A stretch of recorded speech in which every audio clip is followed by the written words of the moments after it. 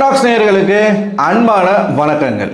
என்னடா இது டைட்டில் வின்னருடைய குடும்பத்தை வந்து முதல் நாளே ரெண்டாவது நாள் அரவிந்த் டாக்ஸ் நேயர்களுக்கு அன்பான வணக்கங்கள். என்ன இது எப்பயுமே எல்லா சீசன்லையும் டைட்டில் வின்னராக வரப்போகிற ஆட்களினுடைய குடும்பத்தார் வந்து கடைசியாக தான் வருவாங்க. ஆனால் இந்த சீசனில் என்னடானா ரெண்டாவது நாளே வினோத் அவர்களுடைய ஃபேமிலி வந்து உள்ளே விட்டுருக்காங்க. ஒருவேளை வினோத்துக்கு டைட்டில் கொடுப்பாங்களா கொடுக்க மாட்டாங்களா இல்லை வேறு ஏதாச்சும் ஸ்கெட்ச் போடுறாங்களா தெரியலையே, பொறுத்திருந்து தான் பார்க்கணும். ஸோ வினோத் அவர்களுடைய குடும்பம் வந்து இன்றைக்கி என்ட்ரி கொடுக்குறாங்க. அது மட்டும் இல்லாமல் பார்வதியினுடைய தாயார் இந்த வீட்டுக்குள்ளே இன்றைக்கி என்ட்ரி கொடுக்குறாங்க அப்படிங்கிற ஒரு செய்தியும் வந்திருக்கு. வினோத்துடைய ஃபேமிலி வரக்கூடிய அந்த ஒரு என்ட்ரியை வந்து புறமாவாக போட்டிருக்காங்க. ஆனால் இன்றைக்கி முதல்ல வந்திருக்க ஃபேமிலி யார் அப்படின்னு பார்த்தீங்கன்னா கனி அவர்களுடைய குடும்பம். கனி அவர்களுடைய 2 பெண்களும் கனி அவர்களுடைய தங்கச்சி விஜயலட்சுமி அவர்களும் இந்த வீட்டுக்குள்ளே வந்திருக்காங்க. விஜய் அவர்களுக்கு இந்த வீடு ஒன்றும் புதுசு கிடையாது. சீசன் 2ல் 40 நாட்கள் வந்து இந்த விளையாட்டை வந்து அவங்க விளையாடி எலிமினேட் ஆகி போனவங்க தான். அண்ட் அது மட்டும் இல்லை, சர்வைவர் அப்படிங்கிற ஒரு இதே மாதிரியான ஒரு ரியாலிட்டி ஷோ முழுக்க அது வந்து என்டர்டெயின்மெண்ட் இருக்கும். ஃபுல்லாக டாஸ்க்கு தான், ஹெவியான டாஸ்க். அந்த ஷோவில் ஒன் ஆஃப் த கண்டஸ்டண்ட்டாக விஜய் அவர்கள் வந்து பார்ட்டிசிபேட் பண்ணியிருந்தாங்க. ஒரே ஒரு சீசன் தான் அது நடந்துச்சு. அது சூப்பரான ஒரு ஷோ. ஏன் அதை கண்டினியூ பண்ணலன்னு தெரியல. அதை மட்டும் கண்டினியூ பண்ணியிருந்தாங்கன்னு வச்சுக்கோங்களேன், பிக் பாஸ்லாம் என்றைக்கோ ஊற்றி மூடிட்டு போயிருப்பாங்க. அந்த அளவுக்கு நல்லா இருக்கும். அர்ஜுன் அவர்கள் அவ்வளோ பிரமாதமாக அந்த ஷோவை ஹோஸ்ட் பண்ணியிருப்பார். அந்த ஷோவில் தான் நம்ம பீடையும் கலந்துக்கிட்டாங்க. ஸோ விஜய் அவர்கள் அந்த ஷோனுடைய டைட்டில் வினர் ஒரே ஒரு சீசன் தான் பண்ணாங்க. அந்த முதல் சீசனுடைய டைட்டில் வினரே விஜய் அவர்கள் தான் நினைக்கிறேன். ஸோ நான் மேபி தப்பாக சொன்னேன்னா கமெண்ட் செக்ஷனில் சொல்லுங்கள். ஸோ இவங்கெல்லாம் வராங்க. ஸோ கணிக்கு கொடுக்கப்பட்ட டாஸ்க் என்ன அப்படின்னு பார்த்தீங்கன்னா, பிஸ்கெட்டை இங்கே நெத்தியில் வச்சு அப்படியே நெகட்டி வாயில் சாப்பிடுவாங்களே, இந்த டாஸ்க் வந்து போன சீசனில் நடந்தது. நம்ம ஜாக்லின், சௌந்தர்யா எல்லாம் இந்த டாஸ்க் வந்து பண்ணியிருந்தாங்க. அந்த டாஸ்க் வந்து கொடுத்து கனி அவர்களுடைய குடும்பத்தாரை உள்ளே வர வச்சுருக்காங்க. ஸோ 2 பெண்களும் வந்து நல்லா ஜாலியாக எல்லா வீட்டாரோட ஜாலியாக பேசிக்கிட்டு சிரிச்சுக்கிட்டு வந்தவங்க யாருமே யாரை பற்றியும் குறை சொல்லலை. இவங்க விஜய் மட்டும் ஸ்டோர் ரூம் வழியாக உள்ளே வராங்க. வந்தாங்க, அவங்களும் வந்து எல்லாருக்கிட்டையும் பேசிகிட்டு இருந்தாங்க. பார்வதி விஜயை பார்த்ததுமே ஷாக். ஹாய் விஜய், நீங்கள் எங்கே இந்த பக்கம், நீங்கம்மா இங்கே பண்ணுற அப்படின்னு 2 பேரும் ஸோ ரொம்ப நாள் கழிச்சு மீட் பண்ணிக்கிறாங்க அப்படின்ற ஒரு ஸ்டேஜில் 2 பேரும் பேசிக்கிட்டாங்க. அதுக்கப்புறமா பிக் பாஸ் வந்து விஜய் வெல்கம் பேக் அப்படின்னு சொல்லிட்டு விஜய் அவர்களை வெல்கம் பண்ணுறாப்புல. சீசன் 2ல் விஜய் அவர்கள் வந்து கலந்துக்கும் போது பெண்கள் தான் அங்கே பவராக இருந்தாங்க. யாஷிகா, ஐஸ்வர்யா தட்டா, விஜி, அதுக்கப்புறமா சீசன் 2ல் தானே மும்தாஜ்லாம் இருந்தாங்க. ஸோ பயங்கரமான ஒரு பெண்கள் அணி வந்து சீசன் 2ல் இருந்துச்சு. ஸோ சூப்பராக போச்சு அந்த சீசனும். கனிக்கிட்ட என்னென்ன இன்புட் கொடுக்கணுமோ அத்தனை இன்புட்டுகளையும் அவங்க கொடுக்குறாங்க. அதாவது நீ வந்து டைட்டிலுக்காக விளையாடணும். இது ஏற்கனவே விஜய் அவர்கள் வந்து கனி அவர்கள்கிட்ட சொன்னது. நீ வந்து அடுத்தவன் ஜெயிக்கணுன்றதுக்காக விளையாடுற, அந்த விளையாட்டு விளையாடாத. இப்போயும் அவங்க அதுதான் சொல்கிறாங்க. நீயும் விக்கல்ஸும் உட்காந்து பேசிகிட்டு இருக்கிறத பார்க்கும்போது நல்லா இருக்குது. ஆனால் நான் எப்போ டிவி போட்டாலும் நீங்கள் 2 பேர் தான் உட்காந்து பேசிகிட்டு இருக்கீங்க. நீ வந்து ஓவராக போகிற, உன்னுடைய பாசம் அன்பெல்லாம் வந்து ஓவராக காட்டுற. இங்கே வந்து நீ ரிலேஷன்ஷிப்பை பில்ட் பண்ணுறதுலாம் ஓகே, பட் அது கொஞ்சம் ஓவராக போயிட்டுருக்கு. 1 hour எபிசோடில் நீ வரவே இல்லைம்மா அப்படின்னு சொன்னாங்க. அண்ட் இன்னொரு விஷயம் சொன்னது வந்து எனக்கு அதில் உடன்பாடு இல்லை. பார்வதி வந்து கண்டென்ட் கொடுக்குறா அப்படின்னு விஜய் அவர்கள் சொன்னாங்க. இப்போ எனக்கு ஒரு கேள்வி இதில் என்ன எழும்புதுன்னா, பார்வதி கண்டென்ட் கொடுக்குறா, என்ன கண்டென்ட் கொடுக்குறா? அந்த கண்டென்ட்டை உங்களுடைய அக்காவை நீங்கள் கொடுக்க சொல்கிறீங்களா அப்படிங்கிற ஒரு கேள்வி தான் எனக்கு எழும்புச்சு. லிட்டரலாக விஜய் அவர்கள் வந்து கனி அவர்களை 1 hour எபிசோடில் நீ வரணும்,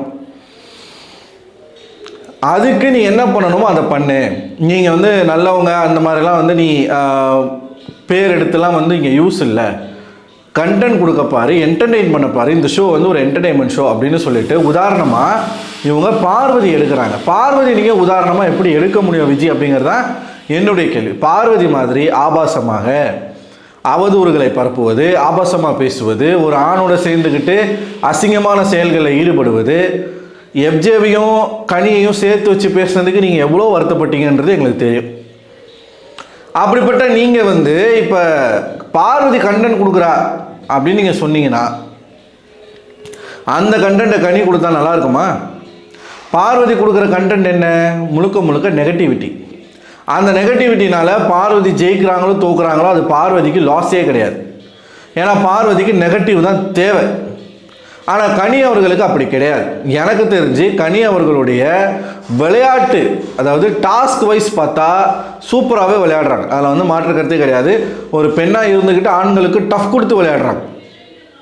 போன டாஸ்கில் கூட கமருதீன் எவ்வளோ 2 பேரும் வந்து டஃப் கொடுத்து விளையாண்டாங்கன்றது தெரியும். அண்டு ஒரு குரூப்பிசம் ஒன்று ஃபார்ம் பண்ணிவிட்டு அன்பு கேங் அப்படின்னு சொல்லி ஃபார்ம் பண்ணி அந்த டீம்னுடைய ஹெட்டாக வந்து கனி அவர்கள் அந்த டீமை வழி நடத்துறதெல்லாம் இருந்துச்சு. ஆனால் இப்போ சமீப காலமாக வந்து கனி அவர்களுடைய விளையாட்டு வந்து நிறையாவே இம்ப்ரூவ் ஆகிருக்கு. பேச வேண்டிய இடங்களில் பேசுகிறாங்க. யாராக இருந்தாலும் தப்புனா வந்து அவங்க கேட்க தான் செய்கிறாங்க. இப்போ எஃப்ஜேவை கேட்குறாங்க, விக்கல்ஸை கேட்குறாங்க, யாராக இருந்தாலும் சபரியை கேட்குறாங்க. டாஸ்க்லேயும் வந்து ரொம்ப நல்லாவே வந்து பெர்ஃபார்ம் பண்ணுறாங்க. அவங்க ஒரு பக்கம் நல்லா தான் பண்ணிக்கிட்டு இருக்காங்க. பட் எனக்கு விஜய் சொன்ன அட்வைஸ் மேலெலாம் வந்து எனக்கு எந்த மாற்று கருத்தும் இல்லை. நீ வந்து 1 hour எபிசோடில் வரல அப்படிங்கிறதெல்லாம் கரெக்டு தான். அதுக்கு வேறு ஏதாச்சும் பண்ணலாம். இப்போது பார்வதி ஒரு தப்பு பண்ணுறாங்கன்னா பார்வதியை தட்டி கேளு, நீ வந்து அங்கே சண்டை போடு, உன்னுடைய கருத்தை எடுத்து போய் வாய்ஸ் அவுட் பண்ணு, இப்படி சொன்னால் பரவாயில்ல. பார்வதி கண்டென்ட் கொடுக்குறா அப்படின்னு நீங்கள் பார்வதி மட்டும்தான் கண்டென்ட் கொடுக்குறா அப்படின்ற ஒரு ஸ்டேட்மெண்ட்டை அங்கே நிறுவிட்டீங்க. இதை பார்க்குற பார்வதி சப்போர்ட்டர்ஸ் என்ன பண்ணுவான்? அதை மட்டும் கட் பண்ணி பார்த்தீங்களா, வெளியிலேருந்து வந்த விஜயே சொல்லிட்டாங்க பார்த்தீங்களா, பார்வதி வந்து என்ன மாதிரி கண்டென்ட் குயின் பார்த்தீங்களா. ஆனால் என்ன கண்டென்ட் கொடுக்குறாங்க? ஸோ அந்த ஒரு விஷயம் வந்து எனக்கு விஜய் அவர்கள்கிட்ட வந்து எனக்கு பிடிக்கல. அவங்க வந்து மற்றவங்கள பற்றிலாம் பேசியிருக்கலாம்.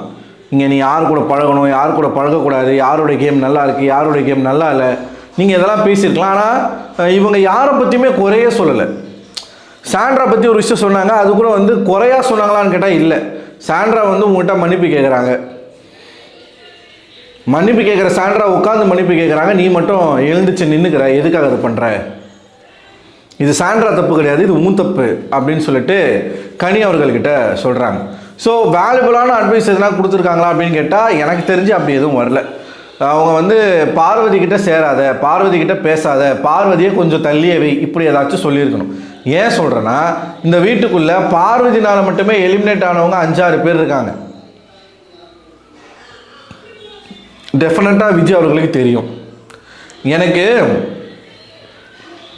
என்ன வந்து எனக்கு ஒரு மாதிரி உறுத்திட்டே இருக்குது அப்படின்னு பார்த்தீங்கன்னா, வர்றவங்க யாருமே பார்வதியுடைய அந்த லீலைகளை எக்ஸ்போஸ் பண்ண மாட்டாங்க. யாராச்சும் அதை சொல்லுவாங்க, நானும் எதிர்பார்த்துட்டே இருக்கேன். நாய் குலைச்சது எதுக்காக, ஆக்டிவிட்டி ஏரியாவில் அவங்க என்ன பண்ணாங்க, அந்த வீட்டுக்குள்ளே பார்வதி கமருதீன் என்னெல்லாம் பண்ணிகிட்டு இருக்காங்க, பின்னாடி என்னெல்லாம் பேசிகிட்டு இருக்காங்க, இது எல்லாமே அவங்க யாராச்சும் ஒருத்தர் வந்து எக்ஸ்போஸ் பண்ணுவாங்க. அடுத்து கானா வினோத்தினுடைய மனைவி வராங்க, அவங்களாச்சும் எக்ஸ்போஸ் பண்ணுறாங்களான்றதை பார்க்கணும். யாருமே அதை செய்ய மாட்டாங்க. ஒருவேளை இதை பற்றிலாம் பேசக்கூடாதுன்னு சேனல் சொல்லி அனுப்புகிறாங்களா, இல்லை இவங்க வந்து இறக்கப்பட்டு அது அவங்களுடைய பர்சனல் அப்படின்னு பேசாமல் இருக்காங்களா? விஜய் டிவிக்குள்ளே ஒரு ஷோக்குள்ளே நடக்கிறது எப்படி பர்சனல் ஆகும் அப்படின்ற ஒரு கேள்வி நமக்கு இருக்கு இல்லையா? அது யாருமே எக்ஸ்போஸ் பண்ண மாட்டாங்க. அடுத்து பார்வதியுடைய அம்மா வராங்களாம். பார்வதியுடைய அம்மா வந்து என்ன பண்ணணும் அப்படிங்கிறத நான் அடுத்த வீடியோவில் சொல்கிறேன். ஏன்னா ஃபேட்மேன் வந்து ஓவராக முட்டு கொடுக்குறாப்புலப்பா. அந்த ஆள் எப்பயுமே யார் இந்த ஷோவில் டாக்ஸிக்காக இருக்காங்களோ அவங்களுக்கு முட்டு கொடுக்கறது தான் அவருடைய வேலையே. பார்வதி அம்மா போயிட்டு அவங்க வந்து ஒரு பேராசிரியை, அவங்க வந்து ஒரு டீச்சரு, அவங்க நாகரிகமாக தான் நடந்துப்பாங்க. அவங்க அங்கே போய் அதை பற்றி எதையுமே பேச மாட்டாங்க. சேனல் வந்து நீங்கள் இந்த ஒரு முயற்சி நீங்கள் ட்ரை பண்ணுறீங்கன்னா அது வந்து ரொம்ப தப்பு அப்படின்னு அவங்க அம்மா எதுவும் பேசக்கூடாது அப்படின்னு இங்கேருந்து மெசேஜ் சொல்கிறாப்புல. அடுத்த வீடியோவில் அது கிளியராக பார்ப்போம், சரிங்களா? ஸோ எல்லாரும் பேசிகிட்டு இருக்காங்க. அடுத்து வந்து ஃபர்ஸ்ட் ப்ரோமோவில் போட்ட விஷயம் என்ன அப்படின்னு பார்த்தீங்கன்னா, நைட்டு, அதாவது ஒரு சாயந்தரத்துக்கு மேலே வினோத் அவர்களுடைய குடும்பம் வராங்க. பாக்கியா அவர்களும் வினோத்தருடைய 2 குழந்தைகளும் வராங்க. ஸோ வந்த உடனே அவருக்கு ஒரு டாஸ்க்கு கொடுக்கப்படுது. ஒன்றும் இல்லை, பால்ஸ் வந்து ரெட் அண்ட் ப்ளூ பால் வந்து கலந்து வச்சுருப்பாங்க. அதை பிரித்து ப்ளூ ஒரு சைடும் ரெட் ஒரு சைடும் வந்து பிரிக்கணும். அந்த டாஸ்க் அவருக்கு வந்து கொடுக்குறாங்க. அந்த டாஸ்க்கை வந்து அவர் முடிச்சிடுறாப்புல. முடிச்சுட்டு உள்ளே வரார். உள்ளே வந்ததுமே அவங்க மனைவி வந்து ஒரு மனைவியாக நேரடியாக முகத்தை பார்த்து, நீ ரொம்ப கோவப்படுற, கோவத்தை மட்டும் கண்ட்ரோல் பண்ணு அப்படின்னு வந்து சொல்கிறாங்க. உடனே வினோத் வந்து மற்றவங்க கிட்டலாம் என்ன பண்ணுவாரோ அதையே தன்னுடைய மனைவி கிட்ட பண்ணுறாப்புல. நான் எங்கே கோவப்படுறேன், அவங்க தான் என்னை கோவப்பட வைக்கிறாங்க அப்படின்னோடனே, ஓ இப்போ நீ என்ன பண்ணிகிட்டு இருக்க, இதைத்தான் நான் கண்ட்ரோல் பண்ணுன்னு சொல்கிறேன், வீட்டுக்கு வா உனக்கு கண்டிப்பாக அடி இருக்குது அப்படின்னு சொல்லிட்டு சொல்கிறாங்க. அவங்க எதை மென்ஷன் பண்ணி சொல்கிறாங்கன்றது நமக்கு தெரியாது. அட்லீஸ்ட் கானா வினோத் அவர்களுடைய மனைவியாச்சும் பார்வதி பண்ணக்கூடிய சேட்டைகள், கமருதீன் பண்ணக்கூடிய சேட்டைகளை எக்ஸ்போஸ் பண்ணணும். பண்ணாங்க அப்படின்னா வினோத்தினுடைய கேம் வந்து இன்னும் பூஸ்டப் ஆகும். அவர் வந்து இவங்களோட சேராமல் இருந்தால் நல்லாயிருக்கும். அண்ட் வெஞ்சன்ஸ் வச்சுக்கிட்டு யாரையும் வந்து நீ வந்து பழி வாங்கக்கூடாது அப்படிங்கிற ஒரு விஷயத்தையும் திருமதி பாக்கியா அவர்கள் வந்து தன்னுடைய கணவர் அவர்களுக்கு சொல்லி புரிய வைக்கணும்னு நான் நினைக்கிறேன், நம்புகிறேன், புரிய வைப்பாங்க நம்புகிறேன். ஸோ இது எனக்கு வந்து இந்த ஃபேமிலி ரவுண்ட் வந்து பெருசாக இன்ட்ரெஸ்டிங்காக போகலை, ரொம்ப போரிங்காக தான் போயிட்டுருக்கு. ஏன்னா வர்றவங்க வந்து ரொம்ப லத்தாச்சிக்காக நடந்துக்கிறாங்க, நிறைய விஷயங்கள் வந்து சொல்ல மாட்டுறாங்க. ஏன் அவங்களா விருப்பப்பட்டு சொல்லாமல் இருக்காங்களா இல்லை சேனலுடைய ப்ரெஷரான்றது தெரியல. அண்டு கானா வினோத் அவர்கள் இந்த சீசனை வின் பண்ணுவார் அப்படின்னு நினச்சிட்டு இருந்தால் அவரோட குடும்பத்தை வந்து 2வது நாளே உள்ளே அனுப்பியிருக்காங்க. ஸோ அது என்ன கதனும் தெரியல. எப்பயுமே டைட்டில் வின்னர்ஸ்னுடைய அந்த டாப் 5ல் இருக்கிறவங்க ஃபேமிலி எல்லாமே லாஸ்ட்டாக தான் வருவாங்க. ஆனால் வினோத் அவர்களுடைய குடும்பம் வந்து 2வது குடும்பமாகவே 3வது குடும்பம் உள்ளே வர்றது வந்து எப்படின்னு எனக்கும் புரியலை. ஸோ கனி அவர்களுடைய பசங்க அண்டு கனி அவர்களுடைய தங்கை விஜயலட்சுமி 3 பேர் வந்து அந்த வீட்டுக்குள்ளே இப்போ இருக்காங்க. அவங்க வேறு என்னெல்லாம் பேசிக்கிறாங்க அப்படிங்கிறத பார்த்துட்டு அடுத்த ஒரு வீடியோவில் உங்கள்கிட்ட வந்து சொல்கிறேன். ஸோ இந்த வீடியோ பற்றின உங்களோட கருத்துக்களை மறக்காமல் கமெண்ட் பாக்ஸில் கமெண்ட் பண்ணுங்கள். அடுத்த ஒரு வீடியோவில் உங்களை சந்திக்கிறேன். அதுவரை உங்களிடம் வந்து விடைபெறுவது நான் அரவிந்தன்.